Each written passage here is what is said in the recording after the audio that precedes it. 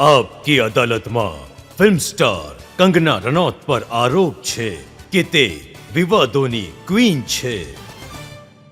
હવે એ જણાવો, તમને કોન્ટ્રોવર્સીથી આટલો પ્રેમ કેમ છે? કોન્ટ્રોવર્સીઝ તમારી પાછળ આવે છે કે જહાં મેં જાતી હું વહીં ચલી આતી હૈ? સર, હું એક સીધી સાદી હિમાચલી એક પહાડી છોકરી છું અને મને હંમેશા એવું જ કહેવાય છે કે અરે તું તો બોલી દે છે. તો મતલબ કે મને પૂછવામાં આવે તો શું હું ન કહું? તો ખબર નથી જમાનો શું ઈચ્છે છે. પણ એક વાત તો મેં પણ શીખી લીધી છે કે સીધા સાદા લોકોનો જમાનો છે નહીં. તો આપકી અદાલતમાં તો તમે જે ઈચ્છો એ બોલી શકો છો. જનતા સામે છે, કરોડો લોકો જોઈ પછી રહ્યા છે. કોન્ટ્રોવર્સી પણ થશે. પછી તમે પાછા કહેશો કે ક્વીન ઓફ કોન્ટ્રોવર્સી. જ્યારે તમે ક્વીન છો તો કોન્ટ્રોવર્સી થવી જ જોઈએ. જો હવે ઇમરજન્સી ઇતિહાસનું સૌથી કોન્ટ્રોવર્શિયલ ચેપ્ટર છે, તો એના જી. પર જ પિક્ચર બનાવી હતી તમને. તમે કહો છો કે કોન્ટ્રોવર્સિયલ છે, પણ it is also best kept secret.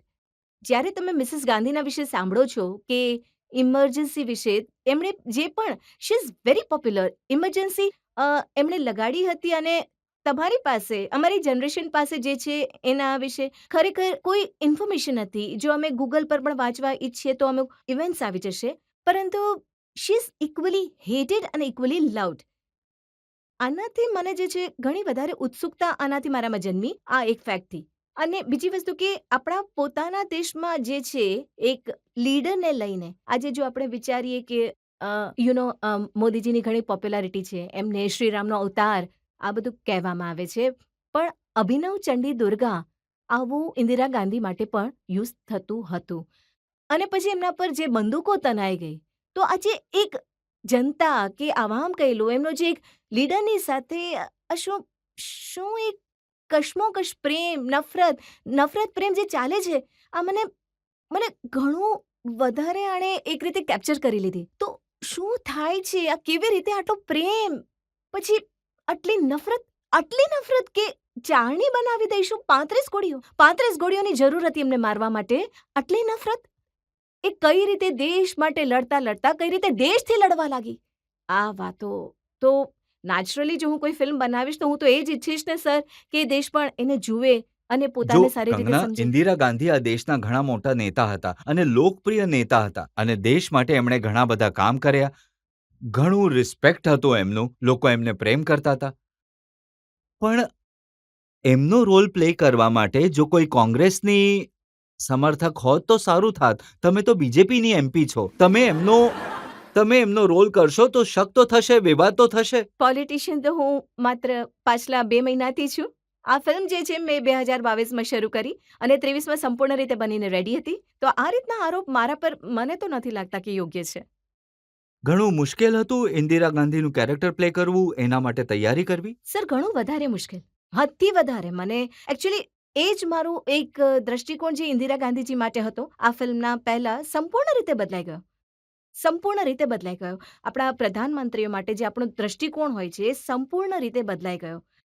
Besides એમની જે એક લાઈફ આટલી એલ્ડરલી લેડી મેં પહેલી વાર પ્લે કરી. એમના દીકરા સાથે જે એમનો પ્રેમ, પછી પોતાના દીકરાને ગુમાવવો, આ બધો ભાવ, આ બધી જિંદગી જોઈને અને ખાસ કરીને પોતાના દેશ માટે આટલું બધું કરવું અને એક પોલિટિક્સ મને એમના જીવનથી જે મને લાગ્યું કે ઘણી થેન્કલેસ જોબ છે. તમે કહી રહ્યા છો કે રાહુલ ગાંધીને આ ફિલ્મ પસંદ આવશે?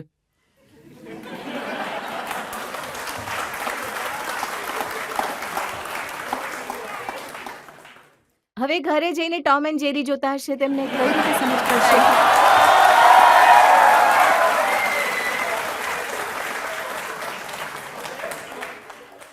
જુઓ, આ ફિલ્મમાં તમે એમને એમની દાદી દેખાશો.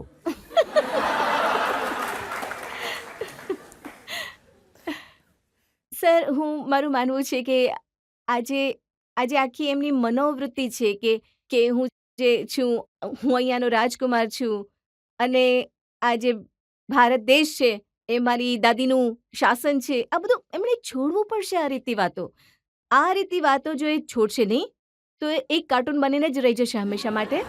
કારણ કે આજે જ્યારે આપણે અટલજીને જોઈએ છે તો શું આપણે એ વિચારતા હતા કે એમના દીકરા બહેનનું નામ શું છે, આ શું છે, કે આપણે મોદીજીને જોઈએ છે, કોઈ પણ નેતા એક નેતા હોય છે, કોઈની દાદી, માસી, આ કઈ રીતની એમની આઈડેન્ટિટી છે? એમના એવા ઘણા લોકો છે જે એમ પણ કહે છે કે પોતાની દુકાન ચલાવવા માટે મારી દાદી બની ગઈ આ બધું. આ રીતનું હવે નીચા વિચાર અને એમણે મારા વિશે ઘણું વધારે કોંગ્રેસથી જેમ કે આના શું રેટ છે, આનો શું ભાવ છે, આ પોતાની રોજી-રોટી અમારી દાદીને યુઝ કરીને કમાઈ છે. હું તો કહું છું કે સારું છે કે હું ભારતીય જનતા પાર્ટીમાં છું, નહીં તો મને પોતાનાથી જ ઘૃણા થઈ જાત એ લોકોની વચ્ચે. યુથ કોંગ્રેસના લોકોએ તો કેસ કર્યો તમારા વિરુદ્ધ. હું એમને કહી રહી છું કે તમે આવીને આ ફિલ્મ જોઈ લો, પણ એ જોવા નથી ઈચ્છતા. એ માત્ર આ ફિલ્મને બેન કરવા ઈચ્છે છે. આ દેશમાં તમે કોઈ પણ ફિલ્મ લાવી શકો છો. તમે આ દેશમાં કોઈને કોઈ સમસ્યા નથી. ભલે એમાં કેટલું પણ વાયલન્સ હોય, ભલે એમાં મહિલાઓને જે છે બિલકુલ વસ્ત્રહીન કરીને જે છે રેપ કરવામાં આવી રહ્યો હોય, ભલે ખુલ્લામાં કરોડો ગોળી ચલાવવામાં આવી રહી હોય વગર લો અને ઓર્ડરે, ક્યારે પોલીસ નથી પહોંચતી. પણ જો તમે તમારી હિસ્ટ્રી પર બેઝડ ફિલ્મ બનાવો તો આ બધા લોકો ઊભા થઈ જાય છે કે આવું કેમ બનાવ્યું, જો આવું કેમ માત્ર બનાવ્યું. કોંગ્રેસના લીડર નહીં, બીજેપીના લીડર છે મનજીતસિંહ સિરસા, એમણે કહ્યું કે કંગનાને કાં તો જેલમાં મોકલવી જોઈએ અથવા મેન્ટલ હોસ્પિટલમાં. એટલા નારાજ છે. સર, મને લાગે છે કે એમનો જે પોતાનો ટ્રેક રેકોર્ડ છે એને જોઈને તો મને લાગે છે કે જો એ મારી ફિલ્મ શું કોઈ પણ ફિલ્મનો એક પણ શોટ કરી લે ને, લઈને બતાવી દે, તો હું તો પોતે જ મારી ફિલ્મ ક્યારેય રિલીઝ નહીં કરું. એટલી તો એમની લાયકાત અને હેસિયત છે નહીં કે એક શોટ લઈ લે કોઈ ફિલ્મનો અને એ મને કહી રહ્યા છે કે આને મેન્ટલ હોસ્પિટલમાં નાખી દો. તમે આ ફિલ્મમાં એવું બતાવ્યું શું છે કે જે લોકો આટલું ટ્રેલર જોઈને જ શોક થઈ ગયા છે?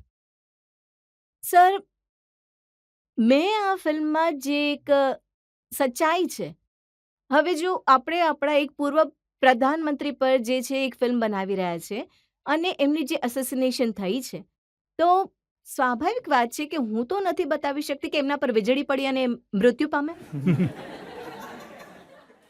તો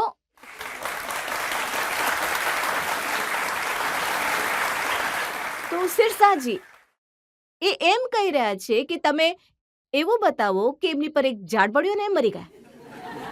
તો આ રીતની જો તેઓ મારી પાસે એક્સપેક્ટેશન રાખતા હોય તો હું એ નહીં કરી શકું. હું આ દેશનો ઇતિહાસ નહીં બદલી શકું, કેમ કે કોઈને એનાથી પ્રોબ્લેમ છે. બાકી મને કોઈ સમુદાયથી કોઈ પ્રોબ્લેમ નથી અને ના તો હું કોઈને નીચું બતાવવા માટે ફિલ્મ બનાવું છું. મારી એ ઇન્ટેન્શન જ્યારે ફિલ્મ આવશે ત્યારે ક્લિયર થઈ જશે. પણ આવું કેમ થાય છે કે આપણે આપણા જ નેતાઓ પર બંદૂકો તાની દઈએ છીએ? ક્યાં આપણી જે છે આપણે ક્યાં ભટકી જઈએ છીએ અને શું થાય છે? આ મારું એક સિન્સિયર એન્ડેવર છે અને એની સાથે આપણા નેતા ક્યાં ભટકી જાય છે. આ એક સંવિધાનને લઈને એક ઘણી જ સારી ફિલ્મ છે, બહુ જ સારી ફિલ્મ છે. જેમણે જોઈ છે એમણે તો હમણાં સુધી એવું જ કહ્યું છે. પણ આ રીતના લોકોને જેમને પોતાની જો તમે આવા લોકોને ઇન્દિરાજીના અવાજમાં જે તમે ફિલ્મ યુઝ કરી છે એ અવાજમાં અપીલ કરો તો કદાચ થોડા શાંત પડી જાય.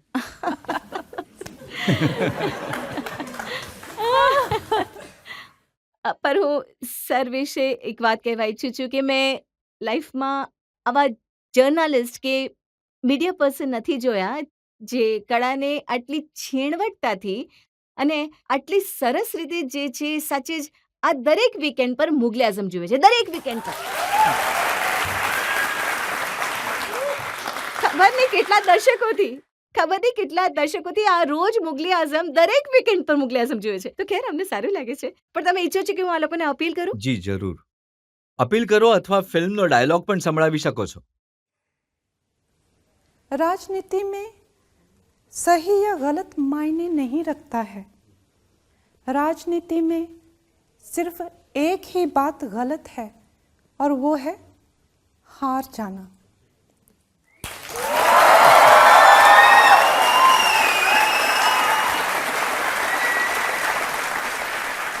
પણ ફિલ્મને લઈને એવી વાતો કહેવાઈ રહી છે. એક વિડીયો મેં જોયો જેમાં એક સાહેબ કહી રહ્યા છે કે તમને ખબર નથી ઇન્દિરા ગાંધીનું શું પરિણામ આવ્યું હતું.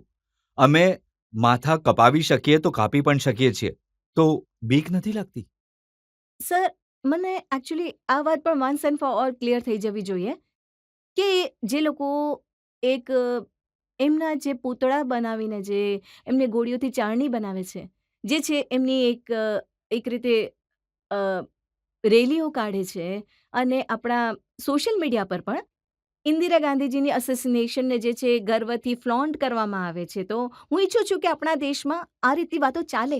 જ્યાં લોકો જણાવે કોઈ પણ માણસની અગેન્સ્ટ આ રીતનું વાયલન્સ શું યોગ્ય છે કે નહીં? આ લોકો જે આજે મને કહી રહ્યા છે કે મારી ગરદન કાપી નાખશે અને આ બધું જો આ લોકોને પ્રોત્સાહન મળતું રહે છે તો શું આપણા દેશની સડકો પર આ રીતની ઘટનાઓ સાવ સામાન્ય નહીં થઈ જાય? કે કોઈ પછી કંઈ પણ કરશે? તો શું આ રાધર ધેન મને ચૂપ કરાવવાની કે જે ઘણા લોકો કોશિશ કરી રહ્યા છે કે મને ચૂપ કરવામાં આવે. તો શું લાગે છે કોને ચૂપ કરાવવા જોઈએ? મને ચૂપ કરાવવી જોઈએ કે આવા લોકોને ચૂપ કરાવવા જોઈએ? બિલકુલ આવા લોકોને ચૂપ કરાવવા જોઈએ, એમાં કોઈ શક નથી. પણ અમુક ઇન્સ્ટિટ્યુશન છે જેમ કે એસજીપીસી, એમને લાગે છે કે આ ફિલ્મમાં તમે શીખ સમાજનું કેરેક્ટર એસેસિનેશન કર્યું છે, એમને તો તમારે જવાબ આપવો જોઈએ. મેં જે છે એમને જે રીતે પણ મેં અપ્રોચ કર્યો છે, મેં એમને ફિલ્મ બતાવવા માટે પણ ફિલ્મ બતાવી છે અને એ કહી રહ્યા છે કે તમે નહીં બતાવી શકો કે ઇન્દિરા ગાંધીને શીખોએ માર્યા. તો મેં કહ્યું કે તો શું એમના પર વીજળી પડી હતી? તો જો એ પોતાને એક ગંભીર લેવાઈ શકે એવી સંસ્થા માનતા હોય, એ વિચારે છે કે એમને ગંભીરતાથી લેવામાં આવે તો તમને લાગે છે કે એમણે ગંભીરતાની જ વાતો કરવી જોઈએ? અને કોઈ પણ ક્રાઇમને કોઈ કમ્યુનિટીથી જોડવું એ રાજનીતિની રોટલીઓ જે શેકવાનું છે જે આ લોકો ઈચ્છે છે. તમને હવે એવું તો નથી લાગતું ને કે ઇન્દિરા ગાંધી પર ફિલ્મ બનાવીને મુસીબત બોલાવી લીધી? સર, જેટલી મને દરરોજ જેટલી જદ્દોજહેદ કરવી પડી રહી છે, ભલે મને સેન્સરથી ફાઇટ કરવી પડી રહી છે, જેમ કે દરરોજ મને જે છે કાલે પણ મને એકે કહ્યું કે આને રેપના જે ઘણા વધારે એક્સપિરિયન્સ છે. હા, આ વાત સિમરનજીત સિંહ માને કહી હતી, હું મેન્શન નહોતો કરવા માંગતો. હા, તો આ રીતની વાતો તમે વિચારો કે મારી શું મનોદશા થતી હશે એ વિચારીને કે એક મહિલા એમપી હોવાને નાતે, અ, એક ફિલ્મ મેકર હોવાના નાતે જો આ રીતની વાતોને ફેસ કરવી પડે છે તો તમે વિચારી શકો છો કે બાકી મહિલાઓની શું દુર્દશા હશે આ દેશમાં. તમે જયલલિતા પર પણ ફિલ્મ કરી હતી, જી. ત્યારે પણ કોન્ટ્રોવર્સીઝ થઈ રહી હતી. નહીં, જ્યારે મેં જયલલિતા પર ફિલ્મ કરી હતી ત્યારે બિલકુલ પણ કોન્ટ્રોવર્સી નહોતી થઈ. જે રીતે એમને એસેમ્બલીમાં પકડીને મારવામાં આવ્યા હતા, એમણે પોતે પોતાના ઇન્ટરવ્યૂમાં કહ્યું છે કે આ રીતના હેવી ઓબ્જેક્ટ્સ જે છે મારા પર ફેંકવામાં આવ્યા, એમની સાડી ઉતારી નાખવામાં આવી, એમના વાળ ખેંચવામાં આવ્યા, એમના વાળ પણ એમણે પોતે ડિસ્ક્રાઇબ કર્યું છે આખું. તો અમે એ સીન આખું શૂટ કર્યો છે અને ત્યાં જે રૂલિંગ પાર્ટી છે એમણે પણ એમના જે વંશજ છે કે જે પણ છે એમના નામ પણ લીધા, મેં બધું એમને થયું. આપકી અદાલતમાં બોલાવ્યા હતા, ત્યારે એમણે આખી વાત ડિસ્ક્રાઇબ કરી હતી, ડિટેલમાં કહી હતી. પણ એમને જ્યારે મેં જોયા હતા અને તમને ફિલ્મમાં જોયા તો ઘણી સિમિલેરિટી હતી. કઈ રીતે જયલલિતા જેવો લુક મેળવી લીધો? વજન પણ તમારું એટલું નથી. નહીં સર, મારી છે ને એકચ્યુઅલી મારા પર ઘણી કૃપા છે, મને લાગે છે ભગવાનની. જ્યારે મારી પાસે રોલ આવ્યો તો હું એકદમ પહેલીવાર શોકમાં જતી રહી હતી. આ ડાયરેક્ટર અને પ્રોડ્યુસર મારી સાથે બેઠા અને એમણે મને નરેશન આપી. તો હું એમને આમ જોઉં છું કે શું શું બોલી રહ્યા છે આ? તો પણ જે આ ફિલ્મના રાઇટર છે એ મારા મેન્ટોર છે, વિજેન્દ્ર પ્રસાદ ગારુજી, એમના માટે મને ઘણી રિસ્પેક્ટ છે. મેં કહ્યું, સર તમે શું બોલી રહ્યા છો? હું ડૉક્ટર જયલલિતા પ્લે કરું? તો કહે છે, yes, I want you to play doctor Jayalalithaa. મેં કહ્યું, એક તો સૌથી પહેલાં તો એટલી મોટી બબાલ થઈ જશે કે તમને સાઉથથી કોઈ મળી જ નહીં. તમે એક નોર્થ ઇન્ડિયન પ્લે કરી રહી છે અને ઉપરથી આપણા તો કહે છે કે ડોન્ટ થિંક અબાઉટ એનીથિંગ. આ બધું તારે વિચારવાનું કામ નથી, આ અમારે વિચારવાનું કામ છે. અને તું જે છે આ રોલ કર. અને મેં કહ્યું, પણ અમારા ફેસમાં પણ કોઈ સિમિલારિટી નથી જયાજીને મારા. અને રજત સર, એવો કંઈક કુદરતનો ચમત્કાર થાય છે કે જેવું હું એમનું ધ્યાન ધરું છું કે એમના એક આશીર્વાદ મળે છે, મારો આખો ચહેરો ચેન્જ થઈ ગયો, હું એમના જેવી લાગવા લાગી. મારો આખો ચહેરો, ભલે તમે કહેશો કે મારો એંગ્યુલર ફેસ, એમનો રાઉન્ડ ફેસ હતો, આ તે 1000 વસ્તુઓ, તમે નોર્થ ઇન્ડિયન, ના કંઈ નહીં, કંઈ ફરક નથી પડતું. તો આવું કળાનું જે એક તો તમે વજન વધાર્યું, મેકઅપથી ચેન્જ કર્યું. વજન મારું પહેલાં પણ વધ્યું છે, પણ એવું નથી થયું કે હું જયલલિતા જેવી દેખાવા લાગું. પણ હું આના માટે ઘણી રોમેન્ટિક છું. મને લાગે છે કે આ મહિલાઓના ઘણા આશીર્વાદ મળે છે અને એ જે ઈચ્છે છે કે હું આ કરું. મેં હંમેશા વિચાર્યું કે રાણી લક્ષ્મીબાઈની વાર્તા કેટલાઓએ બનાવવાની કોશિશ કરી હતી, પણ એ ઈચ્છતા હતા કે હું બનાવું. હું આ વસ્તુને લઈને થોડી રોમેન્ટિક આઈડિયાઝ રાખું છું. ડૉક્ટર જયલલિતાની એમણે ઈચ્છ્યું કે કંગના પ્લે કરે. મને લાગે છે કે ઇન્દિરા ગાંધી પણ એવું ઈચ્છતા હતા કે હું એમનો આ રોલ પ્લે કરું. અને મને ક્યારેય ઈચ્છા ન હતી કે હું ઇન્દિરા ગાંધી પ્લે કરું. મને ક્યારેય પણ બિલકુલ ઈચ્છા ન હતી. એવું લાગ્યું કે જેમ કે મને મજબૂર કરવામાં આવી હોય આ રોલ પ્લે તો કરવા હવે માટે. આગલો નંબર કોનો, મમતા બેનર્જીનો કે માયાવતીનો?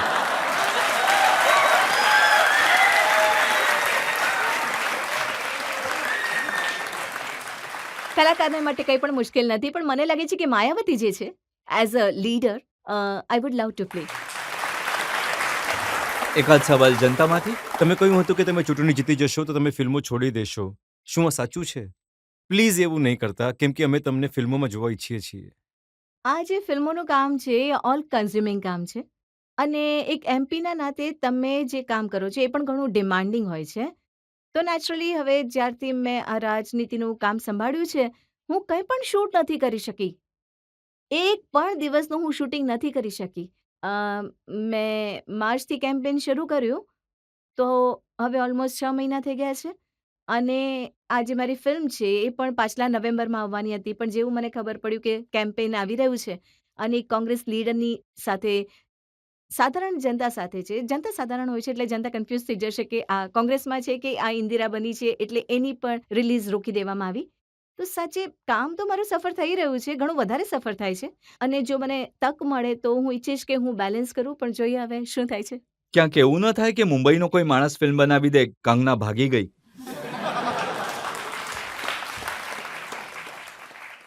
સર, મુંબઈમાં તો એ લોકો ખુશ થઈ જશે કે કંગના ભાગી ગઈ.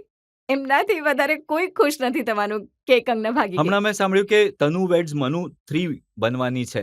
જો તમે એ ફિલ્મમાં કામ નહીં કર્યું તો આ ફિલ્મમાં કોણ કરશે રોલ? કોઈને પણ ઊભા કરી દે છે. કોઈને પણ ઊભા કરી દે છે અને કહે છે કે જો આ છે નકલી.